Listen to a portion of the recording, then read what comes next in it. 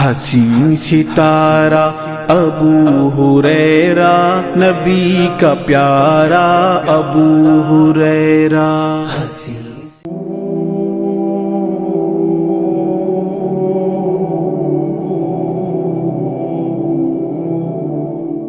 ان الحمد للہ نحمده ونستعینه ونستغفره ونعوذ باللہ من شرور انفسنا ومن سیئات اعمالنا من يهده الله فلا مضل له ومن يضلله فلا هادي له واشهد ان لا اله الا الله وحده لا شريك له واشهد ان محمدا عبده ورسوله ارسله بالحق بشيرا ونذيرا وداعيا إلى الله بإذنه وسراجا منيرا أما بعد فإن خير الحديث كتاب الله وخير الهدي هدي محمد صلى الله عليه وسلم وشر الأمور محدثاتها وكل محدثة بدعة وكل بدعة ضلالة وكل ضلالة في النار أعوذ بالله من الشيطان الرجيم بسم الله الرحمن الرحيم وما أصابكم من مصيبة فبما كسبت أيديكم ويعفو عن كثير وقال الله تبارك وتعالى ولا تهنوا ولا تحزنوا وأنتم الأعلون إن كنتم مؤمنين وقال الله تبارك وتعالى ولو أن أهل القرى آمنوا واتقوا لفتحنا عليهم بركات من السماء۔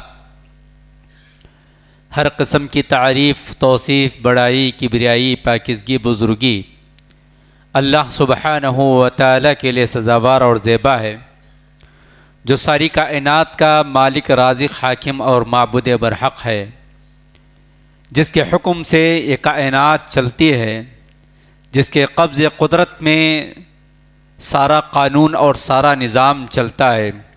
لاکھا درود و سلام ہو تمام انبیاء علیہ السلام پر، خصوصیت کے ساتھ رحمت للعالمین سید المرسلین، امام الانبیاء، شافع محشر، ساقی کوثر، محمد مصطفیٰ صلی اللہ علیہ وسلم کی ذات گرامی پر، جن کی سیرت طیبہ ہمیں اور آپ کو اس بات کی تعلیم دیتی ہے کہ ہمیں ہر حال میں ایمان اور اسلام پر ثابت قدمی کا مظاہرہ کرتے رہیں۔ ایسے نبی پر لاکھا درود و سلام ہو۔ اللہم صلی علی محمد وعلی آل محمد وبارک وسلم۔ محترم بزرگوں، نوجوان بھائیوں، معصوم بچوں اور پردہ نشین اسلامی مائیں اور بہنیں اور میری آواز سننے والے مسلمان بھائیوں بہنوں، آج کا یہ خصوصی کتاب جس کا عنوان آپ کے سامنے پیش کیا گیا، حالات سے پہلے اپنا حال دیکھو۔ حضرات، اس وقت عالمی سطح پر اگر ہم اور آپ نگاہ ڈالتے ہیں پورے ورلڈ لیول پر، تو ہمیں یہ بات پوری طرح محسوس ہوتی ہے کہ اس وقت پورے حالات بدل رہے ہیں، ہر ناحیے سے حالات بدل رہے ہیں، سماجی اعتبار سے، سیاسی اعتبار سے، اقتصادی اعتبار سے، تعلیمی اعتبار سے، اخلاقی اعتبار سے، دینی اعتبار سے، شاید کہ کوئی ایسا میدان ہو جس کے اندر ہم اطمینان کے ساتھ کہہ سکیں کہ اس شعبہ حیات کے اندر انسانیت کے درمیان حالات نہیں بدل رہے ہیں۔ نہ صرف ہمارا اپنا ملک ان حالات سے دوچار ہو رہا ہے، بلکہ پورے عالمی سطح پر حالات بدل رہے ہیں، اور تقریباً ہر ملک میں سب سے زیادہ پریشان کن جن مسائل سے دوچار جو قوم ہے، جو امت ہے، وہ امت محمدیہ ہے، وہ امت مسلمہ ہے۔ میں اس وقت آپ کے سامنے پورے عالم اسلام کی گفتگو نہیں کروں گا، پوری دنیا کی گفتگو نہیں کروں گا۔ کیوں؟ اس لیے کہ پوری دنیا کی گفتگو کا کوئی محصل نہیں، کوئی علاج ہمارے پاس نہیں، اور اس کی ذمہ داری ہم اور آپ پر بھی عائد نہیں ہوتی ہے۔ امریکہ میں جو کچھ ہو رہا ہے، فلسطین میں جو کچھ ہو رہا ہے، افغانستان میں جو کچھ ہو رہا ہے، ان تمام مسائل کے لیے صرف ہمارے پاس یہی ایک راستہ ہے کہ ہم ان سے عبرت حاصل کریں اور اپنی جگہ اپنے ایمان کو اور اپنے اخلاق کو، اپنے کردار کو اور اپنے اعمال کو مضبوط کریں، اور ان مسلمانان عالم کے حق میں دعائے خیر کریں۔ رہی بات ہمارے اپنے ملک کی، ہمارے اپنے ملک کی اور ہمارے اپنے شہر کی اور ہمارے اپنے اطراف و اکناف کی، ان حالات پر غور و فکر کرنا ہمارے لیے ضروری بھی ہے، اور ان حالات کا تجزیہ کرتے ہوئے صحیح معنی میں یہ حالات کیوں پیش آئے اپنے آپ کا جائزہ بھی لینا ہے۔ ہمارا یہ ملک ہندوستان ایک عظیم تاریخ رکھتا ہے، اس کی ایک روشن تاریخ ہے۔ یہ پوری دنیا کے اندر ایک مانا اور جانا پہچانا ہوا ایک ملک، چاہے وہ ہمارا ملک ہندوستان کی آزادی سے پہلے کی تاریخ کا ملک ہو، چاہے وہ ہمارے آبا و اجداد کے 1000 سال اس ملک کے اوپر حکمرانی کا دور ہو، یا پھر اس کے بعد کے ادوار ہو، یا پھر اس کے بعد اس ملک کے اوپر انگریزوں کے قبضے کا زمانے کا ملک ہو، اور پھر اس کی آزادی کے لیے ہمارے آبا و اجداد نے، ہمارے علماء نے، ہمارے اکابرین نے جو کچھ قربانیاں دے کر اس ملک کو آزاد کیا اور کروایا وہ ملک ہو، یا پھر آزادی کے بعد کے تقریباً 75 سالوں کے درمیان کے نشیب و فراز کا ملک ہو، ہر اعتبار سے یہ ملک جو ہے ایک عظیم ملک ہے۔ اس ملک کی سرحدیں بھی بڑی طویل تھی، آزادی سے پہلے بڑی طویل تھی اس ملک کی سرحدیں، کئی ملک اس ملک کے اندر بسے اور بسائے جاتے تھے۔ اب اس ملک کا نقشہ ایک اعتبار سے مختصر تو ہو گیا ہے، لیکن یہ ملک جہاں اپنی روشن تاریخ رکھتا تھا، جہاں ہمارے آبا و اجداد کی ایک عظیم تاریخ ہمیں ملتی ہے، ان دنوں میں پچھلے چند سالوں سے اس ملک کو نظر لگ چکی ہے، اس ملک کو نظر لگ چکی ہے، اس ملک کا امن و سلامتی ختم ہوتے ہوئے نظر آ رہا ہے۔ اس ملک کے امن و سلامتی کو ختم کرنے کی ناکام کوششیں کی جا رہی ہے، اور اس ملک کے بھائی چارے کو ختم کرنے کی کوششیں کی جا رہی ہے۔ اس ملک کے امن، اس ملک کی اس ملک کی جو تہذیب ہے، اس تہذیب کو ختم کرنے کی کوششیں کی جا رہی ہے، جبکہ ماضی کی تاریخ ہمیں اس بات کی جانب یاد دہانی کرواتی ہے کہ یہ ہمارا ملک جو ہے بھائی چارگی کا ملک رہا ہے، چاہے وہ ہندوستان کی آزادی کی جنگ کا معاملہ ہو، یا اس سے پہلے اس کی تعمیر اور ترقی کے معاملے ہو، یا آزادی کے بعد اس ملک کے ڈیولپمنٹ کے تعلق سے ہو۔ لیکن پچھلے چند سالوں سے یہ ملک اپنا ایک الگ رخ اختیار کر رہا ہے۔ اس ملک کے اندر جو حکمران ہیں ان کا ایک الگ نظریہ بن رہا ہے، وہ نظریہ ہے نفرت کی سیاست، نفرت کا بیج بونا، نفرت کی آگ لگانا، اور نفرت کے ذریعے اپنی کرسیوں کو بچانا اس ملک کا اس وقت یہ وتیرہ بن چکا ہے۔ اور پھر دیکھتے ہی دیکھتے پچھلے چند سالوں کے اندر ہمارا یہ ملک جو ہے اس قدر تیزی کے ساتھ نفرت کی آگ لگائی اور نفرت کا زہر گھولا انسانوں، ہمارے برادران وطن کے ذہنوں کے اندر، کہ ہر کوئی ہمیں دیکھتا ہے تو تقریباً ایک بڑا طبقہ ہمیں نفرت کی نگاہوں سے دیکھتا ہے۔ اور اس نفرت کو پھیلانے کے لیے اور اس نفرت کی آگ کو لگانے کے لیے انہوں نے مختلف حربے استعمال کیے، مختلف طریقے سے برادران وطن کے درمیان ہمارے حلیے کو، ہماری شبیہ کو خراب کرنے کے لیے، اسلام اور اہل اسلام کو داغدار کرنے کے لیے بہت سارے حربے انہوں نے استعمال کیے۔ پچھلے 15-20 سال پہلے ہمارے تعلق سے اس بات کا واویلا کرنے کی کوشش کی گئی، پورا میڈیا اور پورے اخبارات کے ذریعے جو ہے اس بات کو پھیلایا گیا کہ مسلمان جو ہے وہ آتنکواد ہیں، دہشت گرد ہیں، مسلمان فلاں ہیں، اسلام آتنکواد کی تعلیم دیتا ہے، دہشت گردی کی تعلیم دیتا ہے۔ اور اس بہانے مختلف ملک کے مختلف بڑے بڑے شہروں میں فسادات مچا کر ہمارے نوجوانوں کو پکڑ کر انہیں جیلوں کی سلاخوں کے بیچ میں بند کیا گیا. اور جب پھر دیکھا کہ اس سے بھی کام نہیں چلا تو پھر اس کے بعد آتے ہی آتے ان پچھلے 10 سالوں کے اندر جو سیاسی دبدبہ چینج ہو گیا، سیاسی کرسی چینج ہو گئی، انہوں نے مذہب کے نام پر نفرت پھیلائی، مذہب کے نام پر جو ہے فرقہ وارانہ فسادات کو ہوا دیا. کبھی گاؤں کشی کے نام پر، کہ گائے کے گوشت کے نام پر قتل کی سازشیں کی گئی، اور گاؤں کشی کے نام پر جو ہے تنہا نہتے نوجوانوں پر حملہ کر کے جو ہے ہجومی تشدد کے ذریعے پورے ملک کے اندر جو ہے ایک ڈر، ایک خوف کا ماحول پیدا کرنا ان کا ایک منصوبہ تھا.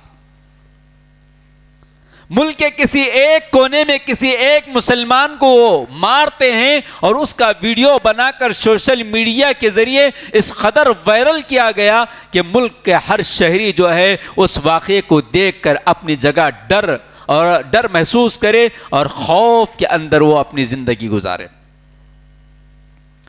پھر اس کے بعد آگے بڑھ کر انہوں نے خواتین کا نام لے کر، مسلمان بہنوں کو حقوق دینے کا نام لے کر جو ہے طلاق کے نام پر ایک واویلا مچایا اور پورے مسلمانوں کو جو ہے اس کے اندر مبتلا کر دیا اور ہماری مسلم خواتین کو جو ہے روڈوں پر نکلنے پر مجبور کر دیا.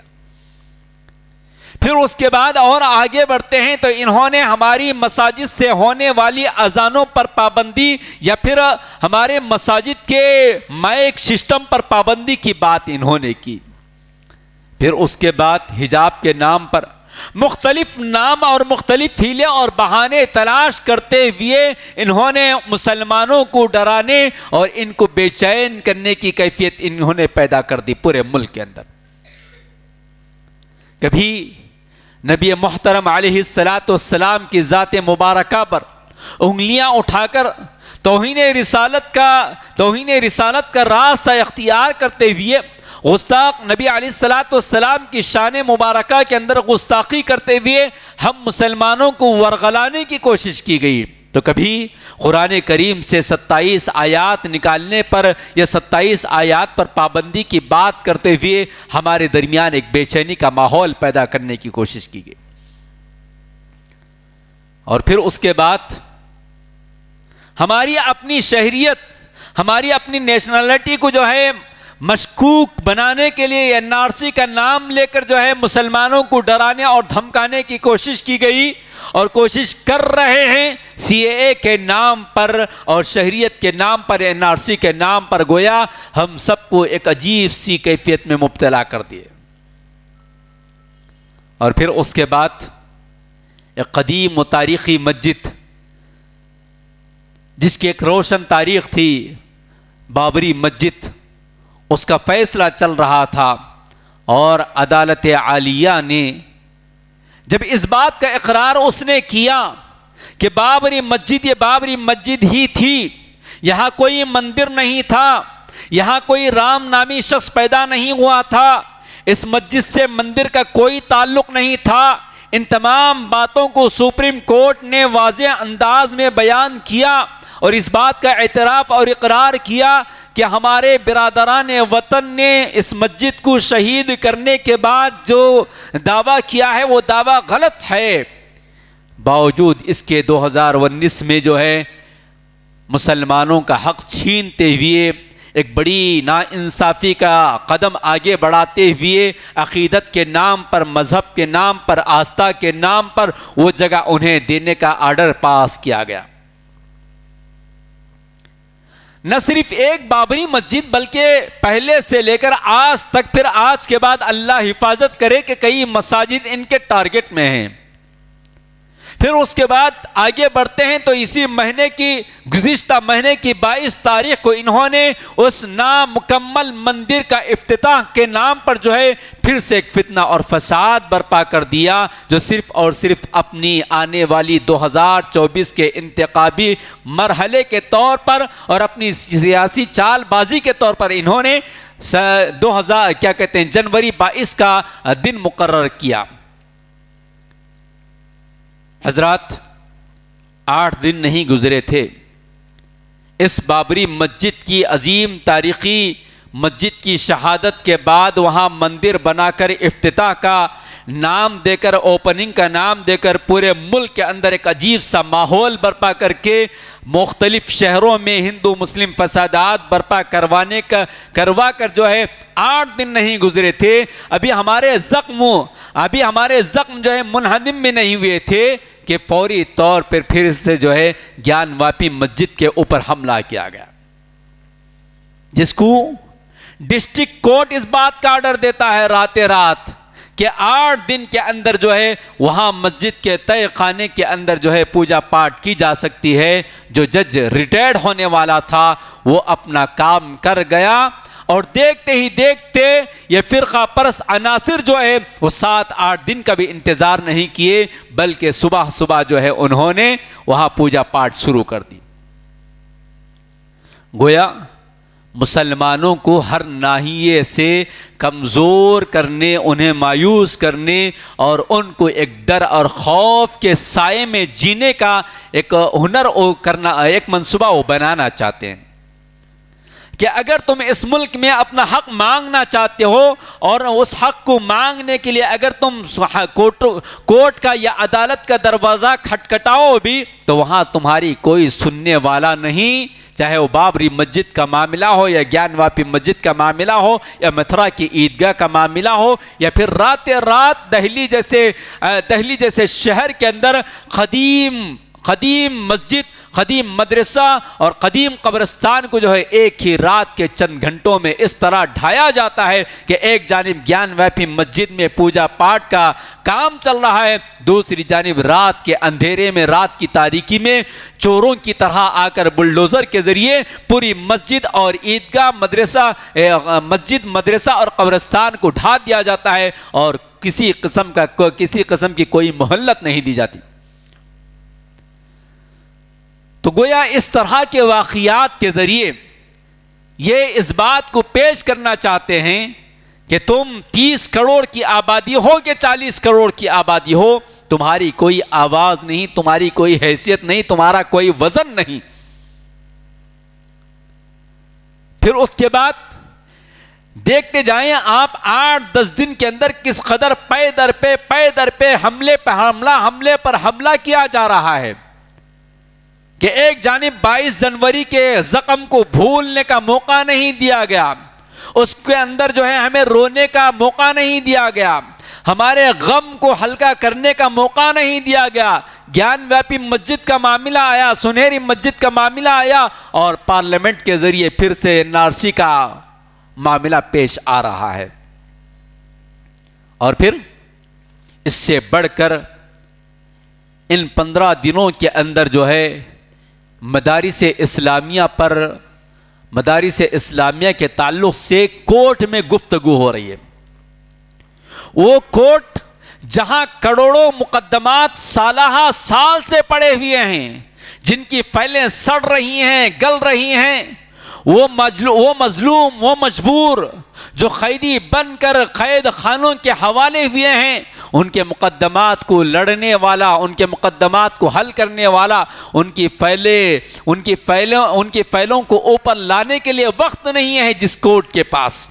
ججوں کی کمی، وکلاء کی کمی، ایسے ماحول میں صرف انہیں کوئی سب سے بڑا مسئلہ پیش آیا ہے تو مدارس اسلامیہ ان کے دل و دماغ میں کھٹک رہے ہیں، جس کی وجہ سے روزانہ جو ہے 3 گھنٹے اس پر بحث ہو رہی ہے کہ مدارس اسلامیہ کو کیوں رکھنا چاہیے، کیوں نہیں رکھنا چاہیے۔ حضرات، ایسے نازک سے نازک ترین دور میں ہم اور آپ کھڑے، ہماری مساجد، ہمارے مدارس، ہماری جائیدادیں، پتہ نہیں کون سی رات، کون سی صبح، کون سی دوپہر بلڈوزر آئے اور چلے جائے، اور ہماری مساجد کے اندر سے جو ہے کون سا نل جو ہے ان کی مندر کا نل نکل کر آئے، کون سا کھمبا جو ہے ان کے مندر کی نشانی بن آئے، اس طرح کا جو ہے ایک عجیب سا ماحول پیدا کر رہے ہیں۔ ایسے نازک ترین حالات میں ہم اور آپ جی رہے ہیں۔ اب سوال یہ ہے کیا اس جیسے حالات میں ہمیں اور آپ کو کیا کرنا چاہیے؟ اس وقت ہمارے ملک میں دو طرح کے مسلمان پائے جاتے ہیں عمومی طور پر. ایک مسلمان طبقہ وہ ہے جب ایسے حالات کو دیکھتا ہے کہ کہیں مسجد کا معاملہ، کہیں حجاب کا معاملہ، کہیں گستاخ رسول کا معاملہ پیش آتا ہے تو اس قدر جذباتی ہو جاتا ہے کہ تھوڑی دیر کے لیے وہ روڈ پر نکل آ جاتا ہے، احتجاج کرتا ہے، مار پیٹ کی بات کرتا ہے، قتل و غارت گری کی بات کرتا ہے، اور ایسے نعرے بازی کرتا ہے کہ گویا اب دوپہر کے بعد جو تحریک شروع ہوئی ہے وہ عصر تک پورے ہندوستان میں امن و سلامتی کا ماحول پیدا کر دے گی. کیا ایسا ہو رہا ہے؟ خود ہمارے شہر میں پچھلے 2-3 سال کے اندر 2-4 بڑے بڑے واقعات پیش آئے. خصوصاً گزشتہ سال ایک بڑا واقعہ پیش آیا. آپ کا پڑوسی شیطان نے نبی علیہ الصلاۃ والسلام کی شان میں گستاخی کیا، جس کی وجہ سے بہت کچھ جو ہے ہمارا نوجوان طبقہ جذبات میں آیا اور نتیجے میں بہت کچھ نقصان اٹھانا پڑا. تو گویا پورے ملک کے اندر مسلمانوں کا ایک ایسا طبقہ پایا جاتا ہے جو صرف جذباتی ہو جاتے ہیں اور وقت یا جذبات میں وہ آ جاتے ہیں، اور دوسرا طبقہ بہت بڑی تعداد وہ لوگوں کی ہے جو خواب غفلت میں پڑے ہوئے ہیں، پوری طرح مغفل ہیں، پوری طرح جو ہے غفلت میں ہیں. کچھ بھی ہو جائے انہیں کوئی اثر نہیں ہے، نہ اپنی انفرادی زندگی کے اندر کوئی اثر، نہ اجتماعی زندگی کے اندر کوئی سوچ بچار. صبح ہوئی، شام ہوئی، عمر یوں ہی تمام ہوئی، یہی معاملہ ہے. کچھ بھی ہو جائے انہیں کوئی اپنی جگہ فکر نہیں ہے. اس قدر غافل ایک بڑا طبقہ ہمارا اور آپ کا موجود ہے. کیا اس طرح کے دو طبقات مل کر ہمارے ملک کے حالات کو تبدیل کر سکتے ہیں؟ کیا ہمارے حالات تبدیل ہو سکتے ہیں؟ تو اس جواب سے پہلے مجھے اور آپ کو جائزہ لینا پڑے گا، اپنا حال دیکھنا پڑے گا کہ آخر یہ حالات آئے کیوں؟ یہ کیوں کا سوال بہت ضروری ہے. ہمیں ہمیشہ کوئی بھی معاملہ پیش آئے تو اس کا ریزن، اس کا سبب جاننا چاہیے، معلوم کرنا چاہیے. بغیر ریزن، بغیر سبب کے دوا کھائیں اس کا کوئی فائدہ نہیں ہے. بیماری آئی کیوں؟ کون سا علاج اس کے لیے مفید ہوگا؟ آخر بخار آئی تو کیوں آئی؟ میں نے ایسی کون سی غلط چیز کھا لی یا کون سا ایسا غلط استعمال کیا کہ مجھے یہ دن دیکھنے کو پڑے، اور پھر میں علاج کروا رہا ہوں تو کس چیز کا علاج کروا رہا ہوں؟ مجھے ہے سر درد اور میں کھا رہا ہوں دوا پیٹ درد کی، تو یہ عقل مندی نہیں، یہ صحیح علاج نہیں.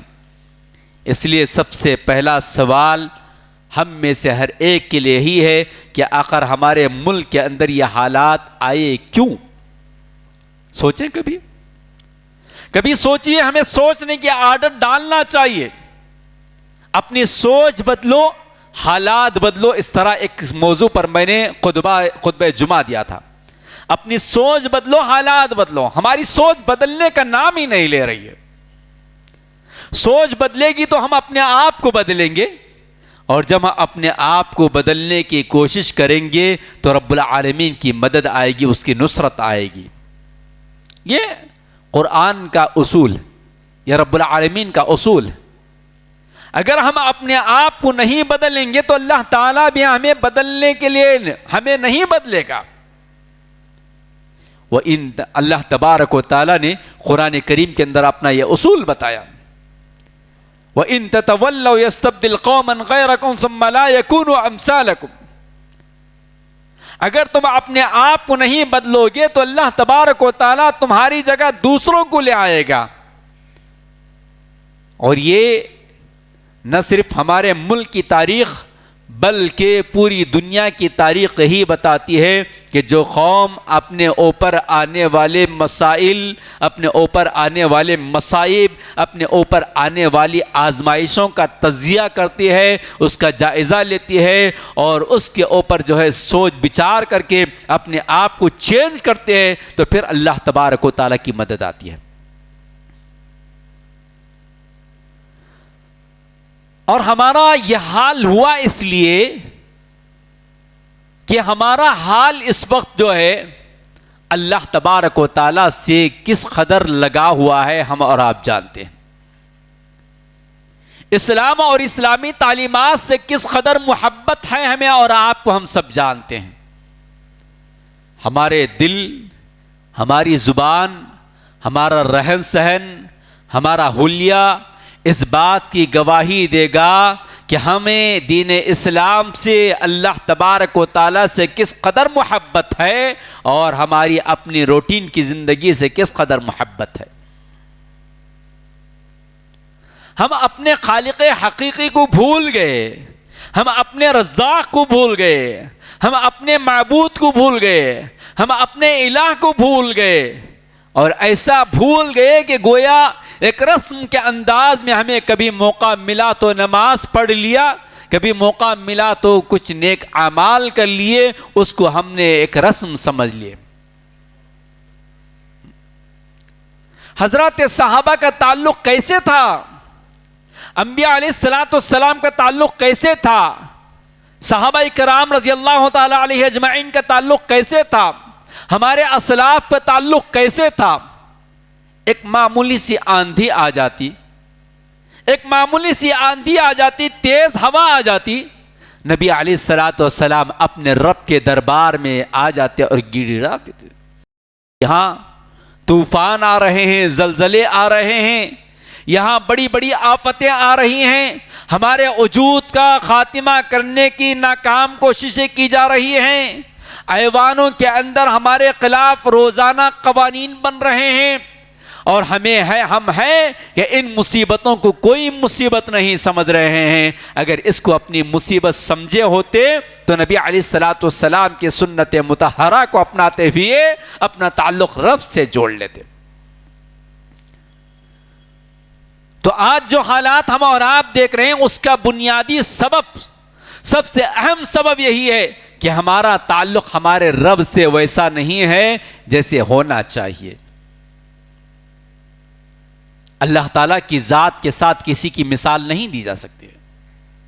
ہم اور آپ دیکھتے ہیں، ہمارا آپ کا مشاہدہ ہے، چوزا ہوتا ہے، مرغی کا جو چوزا ہوتا ہے، اچانک اس کو الگ پا کر بلی اس پر حملہ کرنا چاہے تو فوری طور پر بھاگ کر وہ اپنی ماں کے پاس جانے کی کوشش کرتا ہے، اور جب ماں دیکھتی ہے کہ میرے چوزے پر، میرے بیٹے پر حملہ آور ہونے والا ہے، تو فوری طور پر اپنے پروں کو پھیلا کر اپنے پروں کے اندر لے لیتی ہے۔ ایک معمولی سی مصیبت، اور یہاں ہم اور آپ اتنی بڑی بڑی مصیبتیں ہم پر آ رہی ہیں کہ ہم جو ہے اپنے رب کے دربار میں اس کا تقرب حاصل کرنے اور اس سے اپنا تعلق جوڑنے کے لیے حاضر تیار نہیں۔ عقیدے کا معاملہ لے لیجئے، عبادات کا معاملہ لے لیجئے، عقیدے کے اندر ہمارا یہ حال ہے مسلمانوں کا کہ عقیدے توحید کے ساتھ ہمارے مسلمان بھائیوں نے اس قدر بڑا ظلم کیا ہے کہ نگر نگر پر، ڈگر ڈگر پر، ہر گلی ہر نکڑ پر اللہ تعالیٰ کی توحید کو پامال ہوتے ہوئے ہم اور آپ دیکھتے ہیں۔ کوئی مٹی کے شیر کے پاس، کوئی چاندی کے بنے ہوئے ہاتھ کی پوجا کر رہا ہے، کوئی مزار کے پاس جا کر رات رات گڑ گڑا رہی ہے، نہ نماز کا ہوش ہے، نہ توحید کا ہوش ہے انہیں، نہ کسی اور کا ہوش ہے۔ کتنے مزار ہمارے شہر کے اندر بنے ہوئے ہیں، جبکہ اللہ تبارک و تعالیٰ کا کھلم کھلا اعلان ہے کہ اگر تم میری توحید کے ساتھ، خالص توحید کے ساتھ رہو گے تو امن و سلامتی کی زندگی تمہیں ملے گی، اگر میری توحید کے ساتھ کسی بھی قسم کی ملاوٹ کرو گے تو گویا امن و سلامتی کا خاتمہ ہو جائے گا۔ والذین آمنوا ولم يلبسوا ایمانهم بظلم اولئک لهم الامن، اللہ اکبر. اولئک لہم الامن. اگر آپ امن چاہتے ہیں، راحت چاہتے ہیں، شانتی اور شانتی چاہتے ہیں انفرادی زندگی میں یا اجتماعی زندگی میں، تو سب سے پہلی جو چیز ہے وہ توحید خالص کو اپنانا پڑے گا. کہاں آج ہمارے پاس توحید خالص؟ عقیدے کے اندر یہ معاملہ ہے. آپ روڈ پر نکل کر چلے جائیں گاڑی چلاتے ہوئے، آگے جانے والے 10 مسلمانوں کو دیکھیے، 10 میں سے 7-8 مسلمان لڑکے ہو کہ لڑکیاں ہو، ان کے پیر میں کالا تاگا نظر آئے گا آپ کو، ان کے گلے میں تعویذ نظر آئے گی آپ کو. گویا عقیدے کا اس قدر بگاڑ، جبکہ اللہ کا حکم ہے اگر تم امن چاہتے ہو تو تم جو ہے ایمان خالص کے مت والے ہو جاؤ، توحید خالص کے مت والے ہو جاؤ. وَلَمْ يَلْبِسُوا إِيمَانَهُمْ بِظُلْمٍ أُولَئِكَ لَهُمُ الْأَمْنُ. ایسے ہی لوگوں کے لیے امن و سلامتی ہے. تو اگر ہم جائزہ لے لیتے ہیں کہ اس وقت ہم پر جو حالات پیش آئے ہوئے ہیں، اس کی ایک وجہ یہ کہ ہمارے درمیان توحید خالص نہیں ہے، اس بات کو ماننا پڑے گا. ہماری مائیں، ہماری بہن بیٹیاں، ہماری بہویں کہاں جا رہی ہیں اولاد کے لیے؟ ہمارے بیٹیوں کی ساسیں ہماری بیٹیوں کو کس قدر مجبور کر رہی ہیں اولاد نہ ہونے پر؟ کہاں کہاں جا کر ان کا ایمان اور ان کی عزت، ان کی آبرو داؤ پر لگانے پر انہیں مجبور کر رہی ہے. تو دوسری جانب عبادات کا معاملہ دیکھ لیجئے، کتنی مسجدیں آج بھر رہی ہیں ہماری. گویا رمضان آتا ہے تو ہر مسجد کا ذمہ دار، ہر مسجد کا صدر پریشان ہو جاتا ہے کہ ہمارے پاس جگہ نہیں، کیا کیا جائے. اور رمضان ختم تو نمازی ختم. تو گویا صرف ہم رمضانی مسلمان بن کے رہ جاتے ہیں، رمضانی نمازی بن کر رہ جاتے ہیں. مساجد کا یہ عالم. دوسری جانب ہمارے وہ مسجدیں جو ویران پڑی ہوئی ہیں، اس کا تو کوئی حساب ہی نہیں ہے، کسی کی فکر ہی نہیں ہے، چاہے وہ اپنے ہو کہ غیر ہو. ہمارے اپنے شہر کے اندر بھی اور پورے ہندوستان کے مختلف تاریخی شہروں کے اندر بھی سووں دسیوں مساجد ایسے ہیں جو غیر آباد ہیں، جنہیں کسی قسم کی کوئی فکر نہیں ہے. بعض ایسے علاقے ہیں جہاں مسجدیں ویران ہو کر وہاں جوا، شراب، نہ جانے کیسے کیسے بدکاری کے کام ہوتے ہیں، نہ جانے وہاں جانور آباد ہیں، غنڈہ قسم کے لوگ آباد ہیں، وہاں جوا کھیلنے والے لوگ آباد ہیں.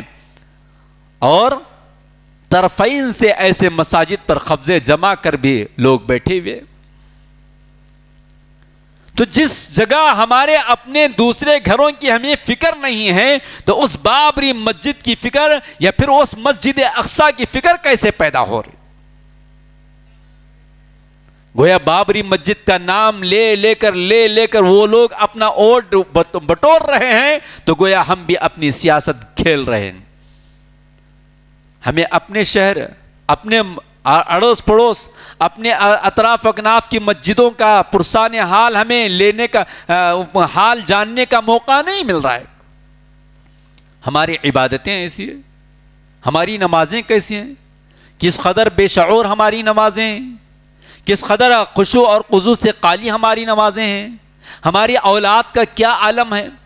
چلیے اور آگے بڑھتے ہیں کہ ہمارے عبادات کے بعد ہمارے معاملات کا معاملہ لے لیجیے آپ. سود کو ہم نے کس قدر ہلکا لے لیا ہے، رشوت کو کس قدر ہلکا لے لیا ہے. رشوت دیتے ہوئے کبھی گھبراتے نہیں ہیں، رشوت دیتے ہوئے کبھی گھبراتے نہیں ہیں. جہاں کام آسانی سے بھی ہو سکتا ہو وہاں بھی کھلانے کی عادت ڈال دیتے ہیں ہم. جہاں کھانے والا نہیں ہوتا اس کو کھانے پر مجبور کر دیتے ہیں اور اس کو گناہ بھی نہیں سمجھ رہے ہم. اور سود اپنے نام بدل کر ہمارے گھروں میں آ گیا ہے. سود اپنا نام بدل کر ہمارے گھروں میں، ہماری لائف میں، ہمارے کاروبار میں، ہمارے بزنس میں، ہمارے علاج میں، ہماری گاڑیوں میں ہر طریقے سے گھس آیا ہے. کبھی فائنانس کے نام پر، کبھی لون کے نام پر، کبھی کچھ نام پر، کبھی کچھ نام پر. اور ہمیں احساس نہیں ہے سود کھاتے اور کھلاتے، دیتے اور دلاتے ہیں کہ سود کس قدر بڑا گناہ ہے. اس کا کوئی ڈر ہمیں خوف نہیں ہے. قرآن نے بار بار پکار کر کہا کہ اگر تم سود خور ہو، سود لیتے ہو، سود دیتے ہو، سود سے اگر تم باز نہیں آنا چاہتے ہو تو تیار ہو جاؤ. کس چیز کے لیے تیار ہو جاؤ؟ اللہ اور اس کے رسول کے ساتھ جنگ کرنے کے لیے تیار ہو جاؤ. کہ ہماری امت کا ایک بڑا طبقہ، ہمارے اطراف و اکناف کا ایک بڑا طبقہ، ہمارے رشتہ دار، ہمارے دوست احباب کا ایک بڑا طبقہ کیا سود جیسی بری بلا میں پھنسا ہوا نہیں ہے؟ یہ ہمارے معاملات ہیں، ہمارا کاروبار، ہماری تجارتیں کیسی ہیں؟ صبح سے شام تک دھوکا دھوکا دھوکا دھوکا. موز کی ٹھیلا بنڈی سے لے کر سنار یا ہیرے اور جوہرات بیچنے والا تاجر بھی جو ہے بغیر دھوکے کے، بغیر ڈنڈی کے جو ہے وہ کاروبار نہیں کرتا ہے، بغیر جھوٹ بولے کے کاروبار نہیں کرتا. گویا حلال و حرام کی کوئی تمیز ہمارے پاس نہیں ہے. جو کچھ آ رہا ہے کھا رہے ہیں، کھلا رہے ہیں، کھا رہے ہیں، کھلا رہے ہیں. پھر اس کے بعد آگے بڑھیں.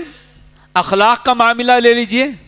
اخلاق، شاید کہ ذہن میں وہ بات آ جائے کہ چند سال پہلے ظالموں نے گاؤں کشی کے نام پر ایک اخلاق نامی مسلمان کو مار دیا تھا.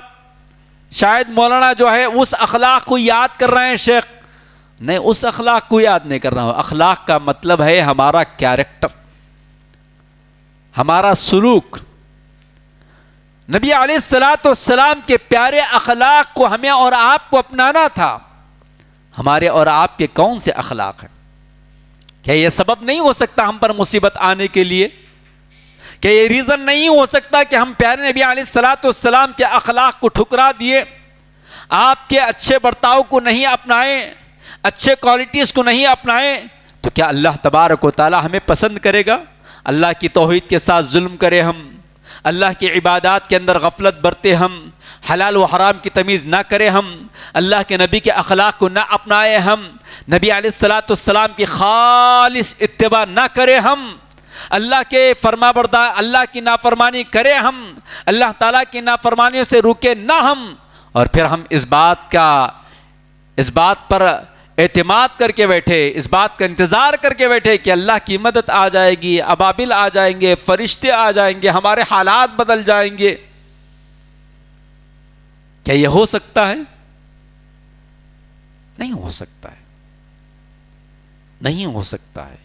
یہ سب کچھ ہونے کے لیے، اللہ کی مدد آنے کے لیے، اللہ کی نصرت آنے کے لیے ہمیں اپنے آپ کو بدلنا پڑے گا.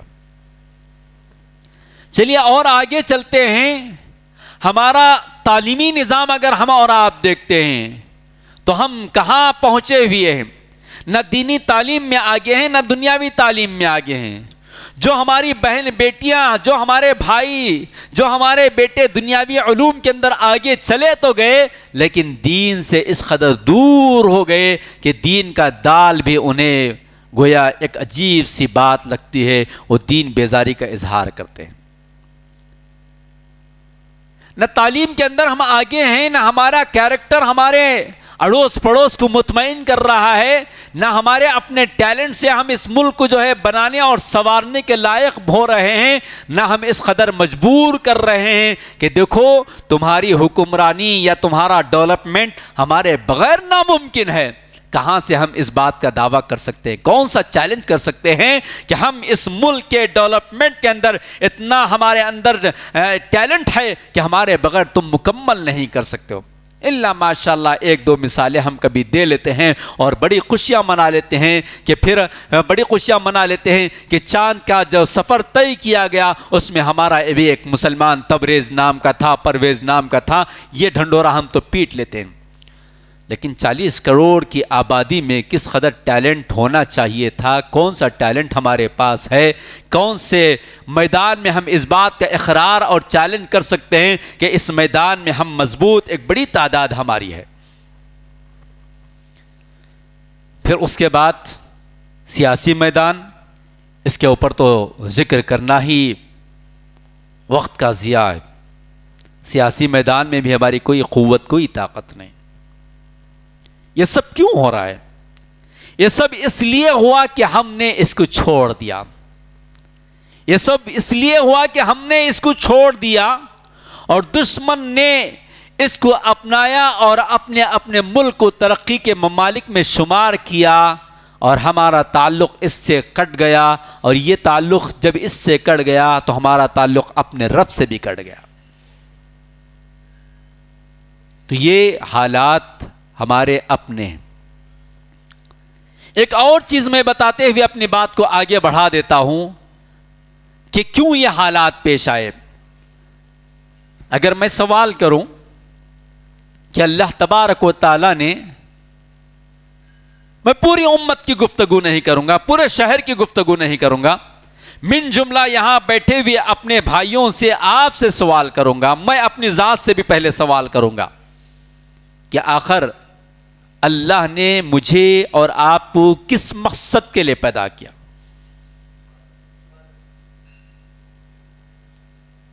اللہ کی عبادت، اور کس مقصد کے لیے اللہ نے ہمیں اور آپ کو پیدا کیا؟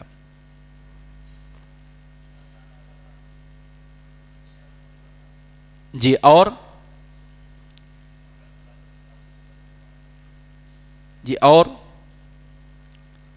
ایک بڑا مقصد ہے قرآن کریم کی آیت کریمہ، بار بار آپ نے سنا ہوگا۔ ایک بڑے مقصد کو لے کر اللہ تبارک و تعالیٰ اس امت کو پیدا کیا ہے، امت محمدیہ کو، اور اس امت محمدیہ میں میں عبد الغنی میں بھی شمار ہوں، آپ بھی شمار ہیں، منہاج صاحب بھی شمار ہے، آپ بھی شمار، آپ بھی شمار، سب شمار ہیں۔ وہ ٹارگٹ، وہ گول جس کے لیے اللہ نے ہمیں پیدا کیا، اس کو ہم نے اور آپ نے بھلا دیا۔ وہ کیا ہے؟ اللہ نے فرمایا کنتم خیر امت اخرجت للناس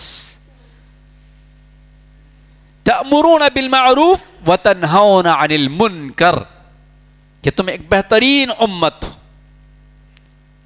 ہم ابھی پیدا بھی نہیں ہوئے، کام بھی نہیں کیے، ہمیں ٹارگٹ، ہمیں جو ہے لقب مل گیا، ہمیں ایوارڈ سے نواز دیا۔ وہ بھی نوازنے والا کون؟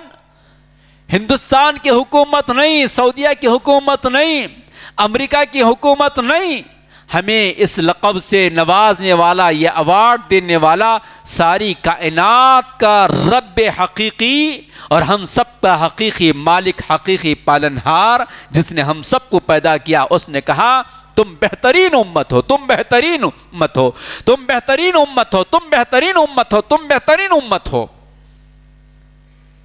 گویا سب سے بہتر حضرت آدم علیہ السلام سے لے کر نبی علیہ السلام تک جتنی امتیں آئیں، ان سب میں سب سے بہترین امت ہم۔ لیکن یہ بہترین کب تک؟ آپ نے مجھے موقع دیا تقریر کرنے کا، مجھ سے کہا گیا 1 گھنٹہ آپ کو خطاب کرنا ہے۔ اگر میں یہاں خطاب نہ کروں، 1 گھنٹہ خطاب نہ کروں، یا یہاں ٹھہر کر میں تقریر نہ کروں، 1 منٹ 2 منٹ 4 منٹ 5 منٹ کے بعد کہیں گے کہ مولانا شاید یا تو آپ کی طبیعت خراب ہے، یا آپ ڈر رہے ہیں، یا گھبرا رہے ہیں، یا آپ تیاری نہیں کیے ہیں، براہ کرم یا تو تقریر کیجیے یا تو اسٹیج چھوڑ دیجیے۔ ہوگا نا؟ تو پھر خیر امت کا بھی معاملہ یہی ہے، جب ہم کام نہیں کریں گے تو خیر امت ختم ہو جائے گی، بہترین امت کا جو لقب ہے وہ ختم ہو جائے گا۔ آج اگر ہم نے وہ کام کیا ہوتا تو آج ہم کہہ سکتے تھے کہ آج ہم ذلیل نہیں ہیں، آج ہم رسوا نہیں ہیں، آج ہم مجبور نہیں ہیں، آج ہم بےکس نہیں ہیں، آج ہم لاچار نہیں ہیں۔ کسی کے باپ کی ہمت نہیں ہوتی کہ وہ ہمارے مسجدوں کے میناروں کی جانب نگاہیں اٹھا کر دیکھے، یا ہماری جائیداد کا جو ہے وہ نیلام کرے، یا ہماری عزت و آبرو کے ساتھ کھلواڑ کرے، یا 40 کروڑ کی آبادی جو اتنی بڑی تعداد ہے اس کو ہلکے میں لے لے۔ آج کیا ہم ذلت کی زندگی نہیں گزار رہے ہیں؟ کیا آج ہماری کوئی آواز، کیا آج ہماری کوئی طاقت ہے، کوئی قوت ہے؟ کیا ہمیں کوئی ہمارا کوئی پرسان حال ہے؟ کوئی ہمیں اپنی نگاہوں میں لے بھی رہا ہے؟ کہ یہ بھی ایک قوم یہاں بستی ہے، اس قوم کی یہ کارنامے ہیں، اس قوم کے ذریعے اس ملک کو یہ فائدہ ہوا ہے۔ ان کے آبا و اجداد نے چار مینار بنایا، تاج محل بنایا، گول کنڈا بنایا، لال قلعہ بنایا، ان کے آبا و اجداد نے قطب مینار بنایا، مکہ مسجد بنایا، مسلم علی گڑھ یونیورسٹی بنایا، عثمانیہ دواخانہ بنایا، ان کے آبا و اجداد نے یہ سب کچھ اس ملک کو دیا ہے۔ تو گویا یہ بھی ہمارے اپنے بھائی ہیں۔ کیا اس طرح کا تصور ہمارے برادران وطن میں پایا جاتا ہے؟ نہیں پایا جاتا ہے۔ کیوں؟ اس لیے کہ آج ہم اپنے اوپر لگا ہوا جو ٹائٹل تھا خیر کا، اس خیر کے کام کو انجام نہیں دیا۔ اور ذمہ داری کیا تھی؟ ہم نے ذمہ داری یہ سمجھی ہے کہ اللہ نے پیدا کیا ہے، 60 70 90 80 سال کی زندگی دی ہے، تو کس کے لیے دیے؟ 3.5 سال کا ہو گیا بچہ، 3 سال کا ہو گیا، نانا کی فکر، باپ کی فکر، ماں کی فکر، دادا کی فکر، چاچا کی فکر کیا ہے؟ اسکول، شہر کا ٹاپ اسکول، بہترین اسکول، ڈاکٹر بنائیں گے، انجینئر بنائیں گے، فلاں بنائیں گے۔ پڑھ لکھ لیا تو اس کی فکر الگ، بہترین گاڑی چاہیے، بہترین گھر چاہیے، پراپرٹی چاہیے، جائیداد چاہیے، بینک بیلنس چاہیے، بہترین بیوی چاہیے، بہترین ویل سیٹل خاندان والا جو ہے خاندان والی بہو چاہیے۔ ایک گھر بن گیا تو دوسرا گھر کیسے بناؤں، ایک گاڑی لے لیا تو دوسری گاڑی کیسے لے لوں، 10 لاکھ ہیں تو 20 کیسے بناؤں، یہی ہماری فکر ہے۔ گویا کہ ہم نے سمجھا یہ کہ ہم اسی کے لیے پیدا ہوئے ہیں، ہم پیدا اسی کے لیے ہوئے ہیں۔ کیا پیدا ہم اسی کے لیے ہوئے ہیں؟ اللہ کہتا ہے کنتم خیر امۃ اخرجت للناس، تم لوگوں کے لیے پیدا کیے گئے ہو، تم لوگوں کے لیے برپا کیے گئے ہو، تمہارا مقصد وجود تأمرون بالمعروف ہے، تمہارا مقصد پیدائش وتنہون عن المنکر ہے۔ تم دنیا میں آئے ہو تو لوگوں کو اچھی باتوں کا حکم دینا، اور تم دنیا میں آئے ہو تو لوگوں کو برائیوں سے روکنا۔ گویا دعوت کا کام ہمیں اور آپ کو انجام دینا تھا۔ کیا یہ دعوت کا فریضہ ہم نے انجام دیا؟ ہندوستان آزاد ہو کر 75 سال سے زائد ہو گیا، کیا ہم نے کوئی منظم طور اور منظم طریقے سے اپنے اڑوس پڑوس میں رہنے والے برادران وطن کو اسلام کی دعوت دی؟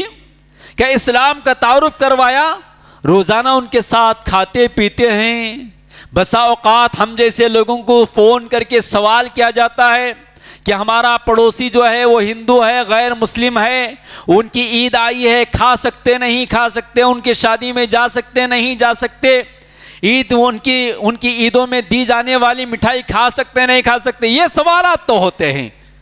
لیکن کبھی ہم ٹھنڈے دل کے ساتھ دوستی کا رشتہ نبھاتے ہوئے اپنے غیر مسلم بھائی کو اسلام کا تعارف بھی کروایا؟ کہ یہ اذان جو دی جاتی ہے، اس اذان کا معنی اور مطلب کیا ہے؟ یہ نبی جس پر ہم نے ایمان لایا ہے وہ نبی کون؟ اس کی تعلیمات کیا ہے؟ اس کے اخلاق کیا ہے؟ اس کا سلوک کیا ہے؟ اس کا کیریکٹر کیا ہے؟ اس نے قیدیوں کے ساتھ کیا معاملہ کیا؟ اس نے بچوں کے ساتھ کیا سلوک کیا؟ اس نے بیواؤں کے ساتھ کیا سلوک کیا؟ اس نے کمزوروں کے ساتھ کیسے مدد کی؟ اس کا سلوک کس کے ساتھ کیسا تھا؟ خواتین کے ساتھ کیا سلوک تھا؟ غریبوں کے ساتھ کیا سلوک تھا؟ غلاموں کے ساتھ کیا سلوک تھا؟ چرند و پرند جانوروں کے ساتھ اس کا کیا سلوک تھا؟ درختوں کے ساتھ اس کا کیا سلوک تھا؟ کنکر اور پتھر کے ساتھ اس کا کیا سلوک تھا؟ پانی کے ساتھ اس کا کیا سلوک تھا؟ بھوکوں کے ساتھ اس کا کیا سلوک تھا؟ کاش کہ یہ صرف نبی علیہ الصلوۃ والسلام کا سلوک ہمارے اپنے برادران وطن کو بتا دیے ہوتے کہ ہم ایسے نبی کے پیروکار ہیں جس نے کسی کو نہیں چھوڑا سماج میں۔ ہمارے نبی کی تعلیمات، ہمارا نبی بچھڑے طبقات کو کیسے گلے لگایا، غلاموں کو کیسے گلے لگایا، وہ عورت جس کا جینا حرام کر دیا گیا تھا اسے کیسے دوبارہ زندگی دی، وہ یتیم جس کا کوئی پرسان حال نہیں تھا، ان یتیموں کا پرسان حال کرنے والا کا کیا مقام بتایا گیا۔ تو کاش کہ اگر ہم اور آپ اس طرح کا دعوت کا کام انجام دیے ہوتے تو اس ملک کا نقشہ الگ ہوتا، اس ملک کا نقشہ الگ ہوتا۔ بس بہت خوش ہو جاتے ہیں ہم ان ویڈیوز کو دیکھ کر جو دنیا کے کسی اور کونے میں کوئی مالدار یا کوئی ہیرو یا کوئی اور جو ہے اسلام قبول کر لیتا ہے تو ہمیں خوشی ہوتی ہے۔ خوش ہونا چاہیے، وہ ہمارے ایک ایمان کا جز ہے، ہمیں خوشی ہوتی ہے اور خوش ہونا بھی چاہیے۔ لیکن ہمارے پڑوس میں رہنے بسنے والے، ہمارے 30 سال 40 سال 20 سال اسکول سے لے کر کالج سے لے کر بزنس تک رہنے والا ہمارا جو خاص جگری دوست ہے، رام کے نام سے فلاں کے نام سے، اس کی کوئی فکر ہمیں نہیں ہے۔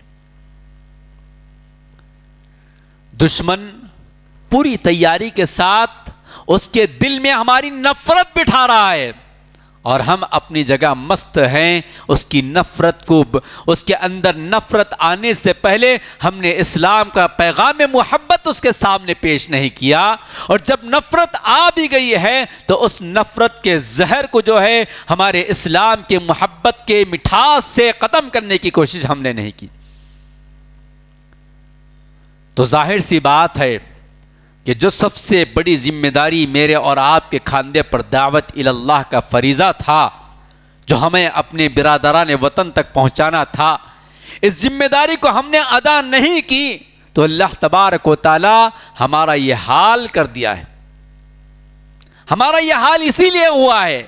پیارے نبی علیہ الصلوۃ والسلام کی ایک حدیث میں آپ کی خدمت میں پیش کرتا ہوں۔ آپ علیہ الصلوۃ والسلام فرماتے ہیں والذی نفسی بیدی، اللہ کے نبی علیہ الصلوۃ والسلام اللہ تعالیٰ کی ذات کی قسم کھا کر کہتے ہیں والذی نفسی بیدی، اس ذات کی قسم جس کے ہاتھ میں میری جان ہے، قسم کھا کر کہتے ہیں۔ کیا کہتے ہیں آگے؟ والذی نفسی بیدی لتأمرن بالمعروف، تم ضرور امر بالمعروف نہی عن المنکر کا فریضہ انجام دیتے رہو گے، یعنی دعوت اللہ کا کام تم انجام دیتے رہو گے، برائیوں سے تم روکتے رہو گے۔ اگر نہیں تو کیا ہوگا؟ او لیسلطن اللہ علیکم شرارا، اگر نہیں کرو گے تو اللہ تبارک و تعالیٰ تم پر ظالم قسم کے لوگوں کو، شریر قسم کے لوگوں کو مسلط کرے گا۔ اللہ اکبر۔ پیارے نبی علیہ الصلوۃ والسلام آج سے 1450 سال پہلے ہمیں اور آپ کو آگاہ کر دیا ہے کہ اگر تم اپنی ذمہ داری سے منہ موڑ لو گے، اپنا فرض منصبی ادا نہیں کرو گے، او لیسلطن اللہ علیکم شرارا، کہ تم پر اللہ تبارک و تعالی ظالموں کو مسلط کرے گا، شریر قسم کے لوگوں کو مسلط کرے گا۔ تو آج ہمارے حکمران کیا ہم پر رحم کر رہے ہیں؟ کیا ہماری جائیداد پر رحم کر رہے ہیں؟ کیا ہماری عزت و آبرو پر رحم کر رہے ہیں؟ ہم سب روتے ہیں، ہم سب گڑ گڑاتے ہیں، اور ہم میں سے جو بھی اللہ کے نیک چنندہ بندے ہیں وہ دعا بھی کریں گے ایسے موقع پر۔ کیا ہم نے دعا نہیں کی؟ بابری مسجد کے لیے دعا کی، این آر سی کے لیے دعا کی، فلاں کے لیے دعا کی، فلاں کے لیے دعا کی، لیکن ہماری دعائیں قابل قبول نہیں ہوگی۔ یہ میں نہیں کہہ رہا ہوں، اسی حدیث میں آپ علیہ الصلوۃ والسلام فرماتے ہیں کہ پھر تمہارے نیک لوگ دعا کریں گے۔ جب ظالم قسم کے لوگ تم پر مسلط ہو جائیں گے تو تم میں سے نیک لوگ دعا کریں گے تو اللہ تبارک و تعالیٰ تمہاری دعاؤں کو قبول نہیں کرے گا۔ اس قدر حقیقت ہمارے سامنے، مکمل آئینہ ہمارے سامنے ہے، ہماری زندگی کا پورا تجزیہ اس حدیث کی روشنی میں یہاں موجود ہے۔ کاش ان پچھلے 60 سال 70 سالوں میں ہم نے اپنی اس ذمہ داری کو ادا کیا ہوتا، دعوت اللہ کا فریضہ انجام دیا ہوتا، تو یہ ہمارے ملک کا حال بدلا ہوا رہتا۔ تو ملک کے حالات کو دیکھنے سے پہلے ہمیں اپنے حالات کا جائزہ لینا چاہیے یا نہیں چاہیے؟ چاہیے، ہمیں اپنے حالات کا جائزہ لینا چاہیے کہ آخر یہ آئے تو کیوں آئے، یہ وقت کیوں دیکھنا پڑ رہا ہے، ان ایام سے ہمیں کیوں گزرنا پڑ رہا ہے، ہماری کیا خامیاں تھی، ہماری کیا کوتاہیاں تھی۔ ہماری یہی کوتاہیاں ہیں، ہماری یہی غلطیاں ہیں، ہماری یہی غفلتیں ہیں کہ ہم نے اہم ترین جو فریضہ ہم پر عائد کیا گیا تھا اس فریضے کو ہم نے انجام نہیں دیا۔ تو یہی وجہ ہے کہ سامنے والا ہمارا بھائی ہمارے تعلق سے نفرت رکھتا ہے. اس نفرت کا مقابلہ اب ہمیں اسلام کی پیاری تعلیمات کی محبت سے آئے. تو کیا مایوس ہو کر بیٹھ جائیں ہم؟ اللہ تبارک و تعالی نے فرمایا وَلَا تَهِنُوا وَلَا تَحْزَنُوا وَأَنْتُمُ الْأَعْلَوْنَ إِن كُنتُم مُؤْمِنِينَ. تمہیں مایوس نہیں ہونا ہے. حالات تو آئیں گے، حالات آئیں گے، لیکن حالات اگر تبدیلی چاہتے ہیں حالات میں تو کیا کرنا چاہیے؟ اپنے آپ کو بدلنا چاہیے. اپنے آپ کو بدلنا چاہیے. اپنے آپ کو بدلنے کے بجائے مایوس ہو کر بیٹھ جائیں تو اس کا بھی کوئی فائدہ نہیں ہے. مومن کبھی حالات سے گھبراتا نہیں، مایوس ہوتا نہیں. حالات سے نہیں گھبراتا کا یہ مطلب نہیں ہے کہ ہم مست اوڑھ کر سوئیں، ساری رات دعوتوں میں گزارے اور سارا دن اوڑھ کر سوتے رہیں اور اس بات سے مطمئن رہے کہ مسجد کا امام دعا کر لے گا اور حالات بدل جائیں گے.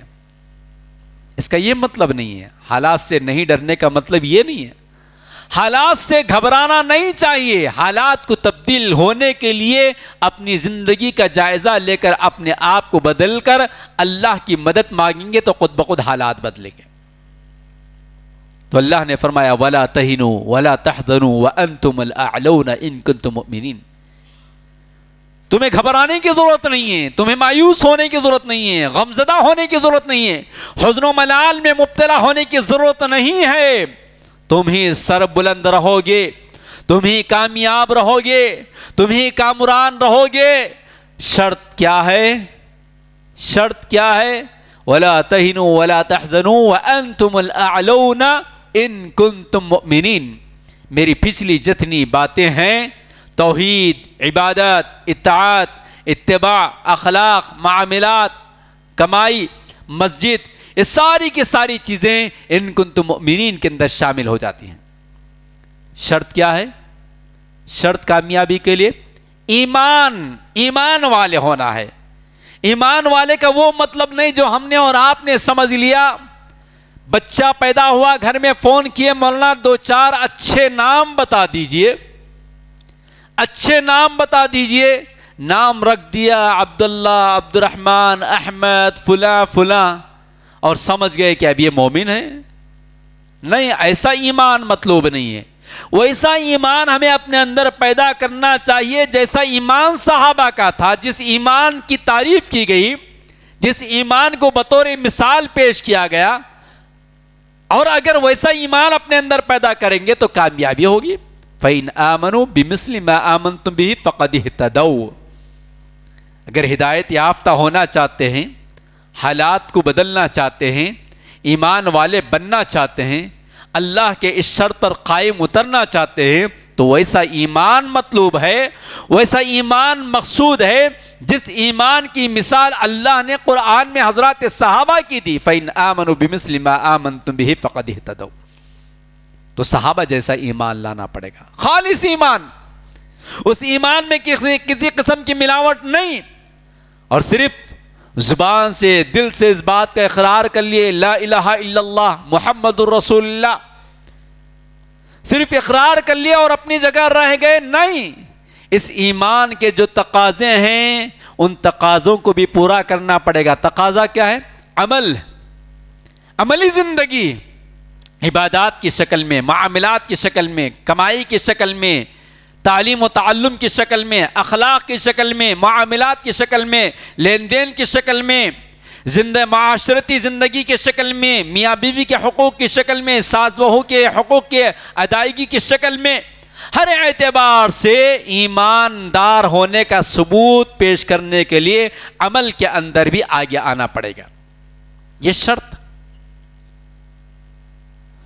تو اس شرط کو پورا کرنے کے لیے جب ہم نے اپنا جائزہ لے لیا، ڈاکٹر کے پاس پہنچے، بخار کیوں آیا، کس لیے آیا، ہارٹ اٹیک کیوں آیا، کس لیے آیا، پیٹ درد کیوں آیا، کس لیے آیا، کیسے آیا، اب اس کا علاج کیسے کرنا چاہیے، کتنے دن پرہیز کرنا چاہیے، کون سے ٹیبلٹ کھانا چاہیے، کون سا انجیکشن لینا چاہیے، کتنے دن کھانا چاہیے، کتنا کھانا چاہیے، کس لمٹ میں کھانا چاہیے، ساری کی ساری چیزیں معلوم کرنے کے بعد ہم کیا کرتے ہیں؟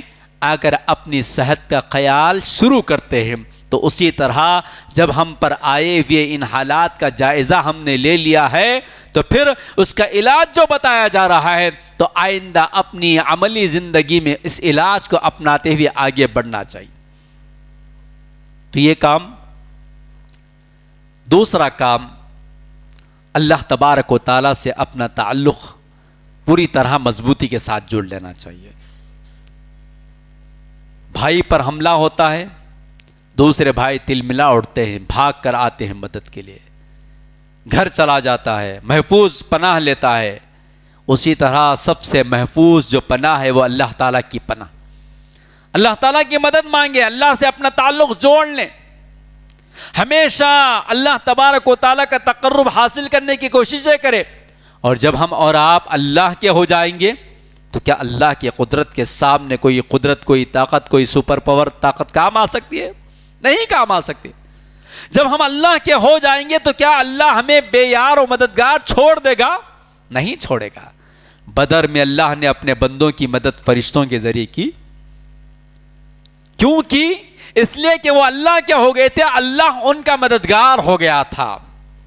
اگر ہم بھی اللہ والے ہو جائیں، اللہ کے ہو جائیں تو اللہ کیسے ہمیں رسوا کرے گا؟ اللہ کیسے ہمیں ذلیل ہوتے ہوئے دیکھے گا اپنے بندوں کو؟ تو ہمیں اپنا تعلق اللہ سے جوڑنا ہے، یہ علاج ہے، یہ علاج ہے۔ ہندوستان کے حالات بھی میں نے آپ کے سامنے رکھ دیا، یہ حالات کیوں آئے، ہماری کیا غلطیاں ہیں وہ بھی میں نے آپ کے سامنے رکھ دیا۔ اب بطور علاج یہی ہے کہ سب سے پہلے تو ہم صحیح معنی میں ایماندار بن جائے، خالص توحید کو اپنائے اور اپنا تعلق اللہ سے جوڑ لے۔ تیسرا جو کام کرنا ہے وہ یہ کہ ہم کو اللہ سے مانگنا ہے، دعائیں کرنا ہے۔ دعائیں بڑی طاقتور ہوتی ہیں، دعاؤں سے بہت کچھ ہو سکتا ہے۔ اور جب ہماری دعائیں عرش کو ہلانے لگیں گی اور اللہ کی ذات جو ہے ہمارے اس تڑپتی ہوئی آواز کو سنے گی تو اللہ تبارک و تعالی ہماری مدد فرمائیں گے۔ یہی تو کیا تھا پیارے نبی علیہ السلام نے بدر کے میدان میں۔ سارے اسباب کو اپنا لیے نبی علیہ السلام، 313 کو بھی لے لیا، ٹوٹے پھوٹے ہتھیار کو بھی لے لیا، گراؤنڈ کو بھی لے لیا، میدان کو بھی لے لیا، جو کچھ ہو سکتا تھا لے لیا۔ اور پھر اس کے بعد جو سب سے اہم کام کیا وہ یہ کہ بدر کے میدان میں زمین پر روتے ہوئے گڑ گڑاتے ہوئے اللہ تعالیٰ سے مدد مانگی، اس قدر مدد مانگی کہ زمین روتے روتے آنسوؤں سے بھیگ گئی۔ تو اس طرح ہمیں اللہ تعالیٰ سے بھیک مانگنا چاہیے، دعائیں مانگنا چاہیے، دعائیں تڑپ تڑپ کر مانگنا چاہیے، دعائیں تڑپ تڑپ کر مانگنا چاہیے، اللہ کے سامنے اپنے آپ کو ذلیل اور رسوا کر کے پیش کرتے ہوئے مانگنا چاہیے، اور ایمان اور یقین کے ساتھ دعائیں مانگنا چاہیے۔ اور دعائیں مانگنے کے لیے اللہ کا گھر بھی آنا چاہیے اور اپنے گھروں کو بھی آباد رکھنا چاہیے، رات کی نیند کو بھی قربان کرنا چاہیے، اور اللہ تعالیٰ سے اپنا تعلق جوڑتے ہوئے اللہ تعالیٰ سے دعائیں مانگنا چاہیے کہ اے اللہ ہمارے اس ملک کو امن و سلامتی والا ملک بنا دے۔ تو اس طرح اگر ہم دعاؤں کا اہتمام کریں گے تو انشاءاللہ ہمارے حالات بدل سکتے ہیں۔ چوتھا کام، ہمارا اپنا رشتہ جو ہے اس کتاب سے مضبوط کرنا چاہیے، اس کتاب سے مضبوط کرنا چاہیے۔ یہ کتاب اللہ کا کلام، اس میں بڑی طاقت، بڑی راحت ہے، بڑا سکون ہے، بڑا اطمینان ہے۔ حالات کا مقابلہ کرنے کا ہنر اس کتاب کے اندر موجود ہے۔ حالات کا مقابلہ کر کر کیسے حالات کو موڑنا، اس کے اندر علاج موجود ہے۔ اس سے اگر اپنا رشتہ جڑ جائے گا تو پھر جو ہے ہمیں کوئی طاقت، کوئی قوت ختم نہیں کر سکتی۔ وہ زمانے میں معزز تھے مسلمان ہو کر، وہ زمانے میں معزز تھے مسلمان ہو کر، اور آج ہم تاریک اور آج ہم ذلیل اور آج ہم تاریک کیا کہتے ہیں، شاعر کہتا ہے کہ انہوں نے قرآن کو اپنایا تو معزز بن گئے، اور ہم نے آج قرآن کو چھوڑ دیا تو ہماری ذلت اور رسوائی ہو گئی۔ اس لیے اس سے رشتہ جوڑنا چاہیے۔ پھر اس کے بعد پانچواں کام، پیارے نبی علیہ السلام کی سیرت سے اپنا گہرا تعلق جوڑنا چاہیے۔ دیکھیے کیسے کیسے حالات نبی علیہ السلام کو پیش آئے۔ وہ انسان جس نے مکے کے اندر پیدا ہونے کے بعد جوانی تک کی زندگی گزاری، جس پر پورا مکہ اعتماد کرتا تھا، بھروسہ کرتا تھا، کہتا تھا یہ صادق ہے، یہ امین ہے، جس کے فیصلے کو فیصلہ کن سمجھ کر مانتے تھے، جس کے فیصلے کو قول فیصل سمجھتے تھے، جس کے اخلاق سے متاثر تھے، اور جب نبی بنے اور نبوت کا اعلان کیا تو مکہ دشمن بن گیا اور ہر طریقے سے ستائے، ہر طریقے سے پریشان کیے، جینا حرام کر دیا، راستے میں کانٹے بچھانے لگے، پکتی ہوئی ہانڈی، پکتے ہوئے برتن کے اندر کچرا ڈالا گیا، آپ کے جسم اتھر پر کچرا ڈالا گیا، حالت نماز میں آپ کی پیٹھ پر اونٹ کی اوجڑی رکھی گئی، حالت سجدے میں آپ کے گلے میں چادر ڈال کر مروڑا گیا اور آپ کو ہر طریقے سے پریشان کیا گیا، جسمانی اذیت دی گئی، مینٹلی ٹارچر کیا گیا، آپ کو جادوگر کہا گیا، آپ کو نعوذ باللہ مجنون کہا، آپ کو پاگل کہا، آپ کو شاعر کہا، اور آپ کی دو بیٹیوں کو ایک ساتھ طلاق دے کر آپ کو جو ہے گویا گھریلو زندگی کے اندر بھی پریشان کرنے کا کوئی راستہ ان دشمنوں نے نہیں چھوڑا۔ لیکن کیا نبی علیہ السلام ان تمام مسائل سے، ان تمام پریشانیوں سے گھبرا گئے؟ تو سیرت نبوی علیہ السلام جب ہم پڑھیں گے تو ہمیں اس بات کا یقین ہوگا کہ میرے نبی پر، میرے نبی کے صحابہ پر اس سے کئی زیادہ پریشانی کے دن آئے تھے، اس سے کئی زیادہ پریشانیاں اور مصیبت اور مسائل میں وہ پھنسائے گئے تھے۔ یہ تو مصیبت بہت ہلکی ہے، اس مصیبت سے نکلنے کا یہ راستہ ہے، راستہ وہاں ملتا ہے۔ نبی علیہ السلام کی سیرت کے اندر ہم سب کی زندگیوں کا علاج ملتا ہے، علاج ملتا ہے کہ ہم جو ہے کیسے اپنے آپ کو بدلیں، کیسے اپنے آپ کو چینج کریں اور نبی کی سچی محبت اپنے اندر پیدا کریں، نبی کے سچے متبع بن جائیں، نبی کے توحید، نبی کے لائے ہوئے دین کے سچے اتباع کرنے والے بن جائیں۔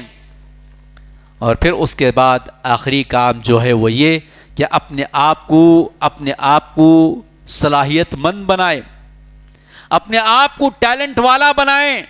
جس زمین پر ہم رہ رہے ہیں، جس ملک میں، جس شہر میں، جس محلے میں ہم رہ رہے ہیں، اس محلے والے، اس شہر والے، اس گاؤں والے، اس ملک والے یقین کرے کہ فلاں کے پاس اس قدر ٹیلنٹ ہے، اس قدر یہ ہے کہ صلاحیت ہے کہ ہم جو ہے اس کی محنتوں کا یا اس کی صلاحیتوں سے جو ہے فائدہ اٹھا سکتے ہیں۔ یہ کب ہوگا؟ تعلیم کے میدان میں ہمیں آگے بڑھنا پڑے گا، دینی اور دنیاوی دونوں تعلیم کے میدان میں ہمیں آگے بڑھنا پڑے گا۔ اگر ہم حقیقی معنی میں آگے بڑھیں گے، اس ملک کو دینے والے بنیں گے۔ ہمارے آبا و اجداد نے دے دیا، چار مینار کی شکل میں دیا، عثمانیہ یونیورسٹی کی شکل میں دیا، مکہ مسجد کی شکل میں دیا، تاج محل کی خوبصورتی کی شکل میں دیا، قطب مینار بلندی کی شکل میں دیا ہے۔ اب ہمیں بھی دینا پڑے گا۔ لینے والے بنے تو کوئی فائدہ نہیں، لینے والے کو کوئی نہیں پوچھتا ہے، اس کی کوئی اوقات نہیں رہتی ہے، کوئی حیثیت نہیں رہتی ہے۔ ہم اور آپ صبح سے شام تک روڈ پر بھیک مانگنے والوں کو 5 روپے کا سکہ دیتے ہوئے اوپر سے نیچے اس قدر دیکھتے ہیں کہ گویا یہ انسان نہیں بلکہ کوئی اور مخلوق ہے، گویا اس کی حیثیت، اس کا مقام، اس کی اوقات ہماری نگاہوں میں کچھ نہیں ہے۔ یہی معاملہ جس دنیا میں جی رہے ہیں ہم، بغیر ہنر کے، بغیر ٹیلنٹ کے، بغیر صلاحیت کے، بغیر کچھ دینے والے کے اگر جی رہے ہیں تو پھر ہمارے جینے کا کوئی فائدہ نہیں ہے، ہماری کوئی اوقات نہیں، ہماری کوئی حیثیت نہیں ہوتی۔ تو اپنے اندر ٹیلنٹ پیدا کریں، اپنے بچوں کو، اپنے نوجوانوں کو ہنر مند بنائیں، چیلنج کر سکیں ہم کہ اس کام کو چاند پر اگر تم میزائل پہنچانا چاہتے ہو، چاند پر انسان کو پہنچانا چاہتے ہو تو ہمارے بغیر نہیں، یونیورسٹی بنانا چاہتے تو ہمارے بغیر نہیں، میڈیکل سائنس کے اندر تم ترقی کرنا چاہتے تو ہمارے بغیر نہیں، میڈیکل ٹیکنالوجی کے اندر مہارت حاصل کرنا چاہتے تو ہمارے بغیر نہیں، ہمارے بغیر تم کوئی کام نہیں کر سکتے ہو۔ اس بات کا ثبوت پیش کرنا پڑے گا، اور اس طرح کا ثبوت ہمارے اسلاف نے پیش کیا، ہمارے اسلاف نے پیش کیا۔ ملک کے چپے چپے میں ہمارے آبا و اجداد کی تاریخیں آج بھی موجود ہیں۔ امام الہند مولانا ابوالکلام آزاد رحمۃ اللہ علیہ، جو ایک جانب عالم تھے، مفسر تھے، ایک جانب بڑے متقی اور پرہیزگار انسان تھے، سیاست کے میدان میں ایک بڑا اونچا مقام تھا، بڑا اونچی شخصیت مانی اور منوائی انہوں نے. اور تعلیم کے میدان میں جب ہندوستان آزاد ہوا اور سب سے پہلے وزیر تعلیم بنائے گئے تو ان کے قائم کردہ سائنس اور ٹیکنالوجی کے ادارے آج بھی جو ہے وہ کامیابی کی جانب بڑھتے ہوئے نظر آ رہے ہیں. تو گویا ہمیں اپنی طاقت کا لوہا منوانا چاہیے. اور آخری جو کام وہ ہے ہمارا اتحاد، ہماری یونٹی ہے، ہمارا اتفاق. آج ہم ٹکڑے ٹکڑوں میں بٹے ہوئے ہیں. آج ہماری کوئی حیثیت نہیں ہے. ہوا منصورہ، ایک ہوا آئی، پوری ریت اڑ کر ادھر سے ادھر چلے گئی، پوری راکھ ادھر سے ادھر چلے گئی. وہی معاملہ آج ہمارا ہے. 40 کروڑ کی آبادی والا یہ ملک، یعنی مسلمانوں کی آبادی کہہ رہا ہوں میں، مائنارٹی اپنی اقلیتی آبادی کہہ رہا ہوں میں، ورنہ یہ ملک تو جو ہے 120-130 کروڑ کا آبادی والا ملک ہے. اور اس میں ہماری تعداد 40 کروڑ یا 30 کروڑ 35 کروڑ کی جو تعداد ہے، یہ کوئی معمولی بات نہیں. ہم 313 کی مثال دیتے ہیں، 313 کی مثال دیتے ہیں، 700 کی مثال دیتے ہیں جنگ غزوہ احد کے اندر، اور یہاں 40 کروڑ ہے. کوئی ان کا پرسان حال نہیں، کوئی ان کی طاقت نہیں، کوئی ان کی قوت نہیں. کیوں؟ اس لیے کہ ہم سب بٹے ہوئے ہیں، ٹکڑیوں میں بٹے ہوئے ہیں. ہمارا کوئی اتحاد نہیں. ہماری بیماریوں کو ہمارا دشمن جان گیا ہے. کہتے ہیں نا کہ کمزور، ہماری کون سی رگ کمزور ہے وہ جان گیا ہے. ہماری اس کمزوری کا فائدہ دشمن اٹھا رہا ہے، اور ہم ہیں کہ ابھی بھی اور کمزور بننا چاہتے ہیں. جب وقت اس بات کا تقاضا نہیں کرتا کہ ہم ساری چیزوں کو چھوڑیں اور قال اللہ اور قال رسول اللہ کی صداؤں کے نیچے آ جائیں اور متحد اور متفق ہو جائیں. لہٰذا ہم کو چاہیے کہ ان بتائے ہوئے علاج پر غور و فکر کرنا چاہیے. ہم جس قدر ظاہری اسباب کو اپنانے کی کوشش کرتے ہیں، ہمارے لیڈروں پر، ہمارے حکمرانوں پر ہم بھروسہ کرتے ہیں، اس سے کہیں زیادہ ہمیں اللہ پر بھروسہ کرنا چاہیے، اللہ پر اعتماد کرنا چاہیے، اللہ ہی سے مدد مانگنا چاہیے. کوئی حکمران، کوئی لیڈر، کوئی فلاں ہمارا ساتھ نہیں دے سکتا. اتنا یاد رکھ لیجئے. ہمیں اپنے آپ کو بدلنا پڑے گا. میں اپنے آپ کو بدلوں، آپ اپنے آپ کو بدلیں. یہ کب ہوگا؟ ہماری سوچ بدلنا پڑے گا. تو آج کا پوری تقریر کا خلاصہ میں آپ کو 2 لفظوں میں بطور پیغام پیش کرنا چاہتا ہوں، وہ یہ کہ ہم سب کو اپنی سوچ بدلنا ہے تو انشاءاللہ اپنے حالات بدل جائیں گے. سوچنے کی عادت ڈالیے، سوچنے کی عادت ڈالیے. آج ہم سوچنے کی عادت ختم کر لیں. سوچتے ہیں، کیا سوچتے ہیں؟ خاتون خانہ ہے، ہماری بیوی ہے، ہماری ماں ہے، ہماری بیٹی ہے، ہماری بہو ہے، تو اثر سے فکر شروع ہو جاتی کل کا ناشتہ کیا بنے گا. یہ سوچتے ہیں ہم. ہفتہ آ گیا تو کون سی منڈی میں جائیں، کیا کیا لائیں، وہ سوچتے ہیں ہم. کیا پہنے وہ سوچتے ہیں ہم، کیا کھائیں وہ سوچتے ہیں ہم، کیسا کمائیں وہ سوچتے ہیں ہم. لیکن دین کے تعلق سے، ایمان کے تعلق سے، اپنی حقیقی زندگی کے تعلق سے سوچنا ہی بھول گئے ہم. سوچنا ہی بھول گئے ہم. اس قدر خود غرض زندگی بن گئی ہے کہ اپنی مفاد سے ہٹ کر، اپنے مفاد کے دائرے سے ہٹ کر ہم سوچنا نہیں چاہتے ہیں. حضرات صحابہ کی زندگیاں ایسی نہیں تھی، ان کی راتیں ایسی نہیں تھی، ان کے دن ایسے نہیں تھے، ان کی سوچ ایسی نہیں تھی. ہم اپنوں سے دشمنی کر لیتے ہیں، غیروں کے سامنے بلی بن کر رہتے ہیں. ہم نہیں، بلکہ ہم جو ہے اپنے آپ کو بدلیں اور اپنی سوچ کو بدلیں، اپنی انفرادی زندگی کو بدلیں، اپنے گھر کے ماحول کو بدلیں، اپنے بزنس، اپنی تجارت کے ماحول کو بدلیں، اپنی جاب، اپنی کمپنی، اپنی آفس کے ماحول کو بدلیں، اپنی مسجد، اپنے مدرسے کے ماحول کو بدلیں. تو گویا سب کچھ ماحول چینج ہو جائے گا، تو پھر ہم چینج ہو جائیں گے، تو حالات چینج ہو جائیں گے. اللہ تبارک و تعالیٰ سے دعا کرنے سے پہلے میں نے جن باتوں کی طرف آپ کو اشارہ کیا وہ میرے لیے اور آپ سب کے لیے وہ یہ ہے کہ ہم توحید خالص کو اپنائیں، حقیقی مومن بن جائیں، اللہ کی حقیقی بندگی کرنے والے بن جائیں، قرآن سے رشتہ جوڑنے والے بن جائیں، اللہ سے دعا مانگنے والے بن جائیں، نبی سے سچی محبت کرنے والے بن جائیں، نبی کی سیرت کو پڑھنے والے بن جائیں، نبی کی سچی اتباع کرنے والے بن جائیں، اور اپنے اندر تعلیم کے میدان میں اور دوسرے میدانوں میں ٹیلنٹ پیدا کرنے والے بن جائیں، اور 10ویں بات ہم اپنے اندر اتحاد پیدا کریں۔ ان 10 کاموں کے لیے ہم کو چاہیے کہ اپنی سوچ بدلیں، اپنا نظریہ بدلیں اور اس بات کی فکر کریں، تو انشاءاللہ ہم پر جو حالات آئے ہیں وہ حالات کچھ بھی نہیں ہیں۔ قرآن کریم کی جس پہلی آیت کریمہ کے ذریعے میں نے اپنے تقریر کا آغاز کیا تھا، اللہ نے فرمایا وَمَا أَصَابَكُم مِّن مُّصِيبَةٍ فَبِمَا كَسَبَتْ أَيْدِيكُمْ وَيَعْفُو عَن كَثِيرٍ، کہ جو کچھ بھی مصیبت آتی ہے، جو کچھ بھی پریشانی آتی ہے تم پر، وہ تمہارے اپنے ہاتھوں کی کمائی ہے، وہ تمہارے اپنے کرتوت ہیں۔ بہت ساری چیزیں تو ایسی ہیں کہ اللہ تبارک و تعالیٰ معاف فرما دیا، نظر انداز کر دیا، ہر چیز کو نہیں پکڑا۔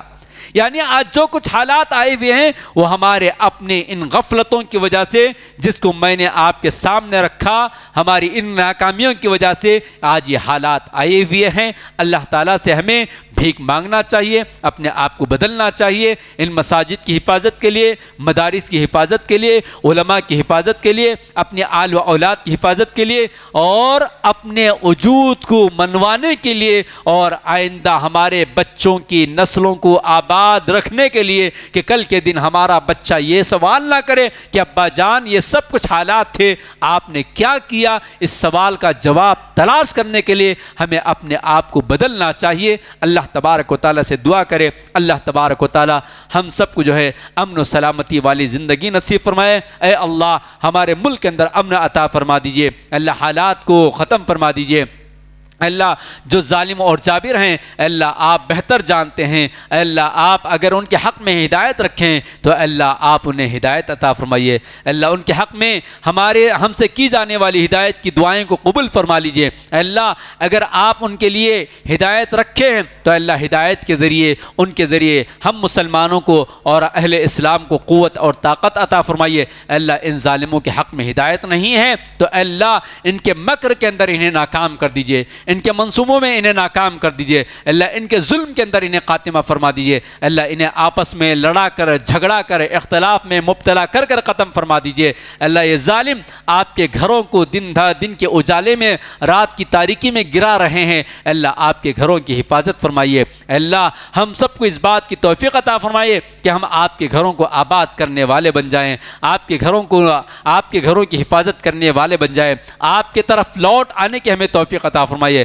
اللہ ہم آپ سے بہت دور جا چکے ہیں، اللہ آپ سے اپنا رشتہ ہمیں مضبوط کرنے کی توفیق عطا فرمائیے۔ اللہ آپ کی قربت پانے والا بنا دیجئے، اللہ حقیقی توحید کو اپنانے والا بنا دیجئے، حقیقی ایمان کو اپنانے والا بنا دیجئے۔ اللہ بدعات سے، خرافات سے، شرک سے اللہ ہم سب مسلمانوں کی حفاظت فرمائیے۔ اللہ ہمارے ملک میں، ہمارے شہر میں جہاں جہاں شرک کے اڈے ہیں، جہاں جہاں ہمارے مسلمان بھائی شرک کے اندر مبتلا ہیں، اللہ انہیں توحید خالص کی دعوت حکمت کے ساتھ دینے کی ہمیں توفیق عطا فرمائے۔ اللہ علم سے، قرآن سے ہمیں رشتہ جوڑنے کی توفیق عطا فرمائیے۔ اللہ آپ کے نبی سے سچی محبت کرنے والا بنا دیجئے، اللہ آپ کے نبی سے سچی محبت کا اظہار کرنے والا بنا دیجئے، اللہ آپ کے نبی کی سچی اطاعت کرنے والا بنا دیجئے۔ اللہ ہمارے ملک کے حالات کو بدل دیجئے، اللہ امن و سلامتی والے حالات بنا دیجئے، اللہ مسجد اقصی کو آزاد فرما دیجئے، اللہ مسجد اقصی کو آزاد فرما دیجئے۔ اللہ مسجد اقصی کے حق میں سوائے دعا کہ ہم کچھ نہیں کر سکتے ہیں، اللہ مجبور ہیں، بے کس ہیں، لاچار ہیں، اللہ آپ کے گنہگار بندے ہیں، اللہ آپ سے ہم بھیک مانگتے ہیں، آپ کے گھر میں بیٹھ کر بچے، بوڑھے، جوان سب بھیک مانگتے ہیں، اللہ مسجد اقصی کو آزاد فرما دیجئے۔ اللہ اہل غزہ پر رحم فرمائیے، کرم فرمائیے، اللہ لگاتار غزہ کے مسلمان جو ہے اللہ مسجد اقصی کو آزاد کرنے، اپنے وجود کو منوانے، اپنے حقوق کو منوانے کے لیے اللہ شہید ہو رہے ہیں، اللہ ان پر رحم فرمائیے، اللہ ظالموں کا خاتمہ فرما دیجئے، اللہ اسرائیل کا، امریکہ کا خاتمہ فرما دیجئے، اللہ انہیں نشان عبرت بنا دیجئے۔ اللہ جس طرح آپ نے فرعون کو، قارون کو، حامان کو، شداد کو اللہ نشان عبرت بنایا ہے، اللہ اسی طرح ان ظالم حکمرانوں کو ساری دنیا کے لیے عبرت بنا دیجئے۔ اللہ ایسا خاتمہ فرمائیے ان ظالموں کا کہ اللہ دنیا دیکھتی رہ جائے۔ اللہ آپ کے پاس طاقت ہے، اللہ آپ قادر ہیں، اے اللہ آپ اس بات پر قادر ہیں کہ اے اللہ آپ ان ظالموں کو ختم فرما سکتے ہیں. اے اللہ ان ظالموں کا حشر برا فرما دیجئے. اللہ عالم اسلام پر رحم فرمائیے. اللہ ساری دنیا میں اسلام اور اہل اسلام پر ہونے والے مظالم پر رحم فرمائیے. اللہ آپ کے علاوہ آپ کے سوا ہمارا کوئی مددگار نہیں ہے. اللہ آپ کے سوا ہمارا کوئی حامی نہیں ہے. اللہ آپ کے علاوہ آپ کے سوا کوئی ہمارا مددگار نہیں ہے. اللہ ہم آپ سے بھیک مانگتے ہیں. اللہ آپ ہی ہمارے ناصر ہیں. اللہ آپ ہی ہمارے مددگار ہیں. اللہ آپ ہی ہمارے ہم نوا ہیں. اللہ آپ ہی ہماری دعاؤں کو قبول فرماتے ہیں. اللہ ہماری تڑپتی ہوئی ان دعاؤں کو قبول فرمائیے اور حقیقی مسلمان اور حقیقی بندہ بنا دیجئے. اللہ ہماری دعاؤں کو قبول فرمائیے. اللہ ہمارے درمیان معصوم بچے بیٹھ کر اللہ آپ کے گھر میں آمین کی صدائیں لگا رہے ہیں. اللہ ان معصوم بچوں کی دعاؤں کو قبول فرما لیجئے اور امت مسلمہ پر رحم فرمائیے. اللہ جہاں جہاں دشمن آپ کے گھروں کو توڑنے کی بات کر رہا ہے اللہ انہیں نیست و نابود کر دیجئے. اللہ مدارس اسلامیہ کی حفاظت فرمائیے. اللہ علماء کی حفاظت فرمائیے. اللہ ہمارے نوجوانوں کی حفاظت فرمائیے. اللہ ہماری بہن بیٹیوں کی عزت و آبرو کی حفاظت فرمائیے. اللہ ہمارے ذمہ داروں کی حفاظت فرمائیے. اے اللہ مسلمانوں کی جائیدادوں کی ہم سب کی جائیداد کی حفاظت فرمائیے. اے اللہ دشمن کو نیست و نابود فرما دیجئے. اللہ ہم سب کی دعاؤں کو قبول فرمائیے. اے اللہ اس ملک کے اندر جو کچھ حالات آئے ہوئے ہیں اللہ ہم نے جو کچھ بھی خامیاں اور غفلت برتے ہیں اللہ اس سے سبق حاصل کرتے ہوئے اپنی حقیقی ذمہ داری دعوت اللہ کا فریضہ انجام دینے کی ہمیں توفیق عطا فرمائیے. آمین یا رب العالمین. بارک اللہ لنا ولکم فی القرآن العظیم ونفعنا وإیاکم بالآیات والذکر الحکیم انہ تعالی جواد ملک بر رؤوف الرحیم ورب حلیم. والسلام علیکم ورحمۃ اللہ وبرکاتہ. آخر میں اس مسجد کے ذمہ داران کا اور آپ سب کا شکریہ ادا کرتا ہوں کہ آپ لوگ نے مجھے موقع دیا اور اس لائق سمجھا کہ آپ کے سامنے اس موضوع پر لب کشائی کر سکوں. جو کچھ بھی حق بات تھی وہ اللہ تعالیٰ کی جانب سے تھی. جو بری باتیں نکل گئی ہیں وہ میری اپنی جانب سے میری زبان سے نکلی ہیں. اللہ تعالیٰ ہم سب کو حق پر عمل کرنے اور باطل کو چھوڑنے کی توفیق عطا فرمائے. آمین یا رب العالمین. مزید علماء اور مقررین کے بیانات سننے کے لیے ہمارے YouTube چینل کو سبسکرائب کیجیے. جزاک اللہ.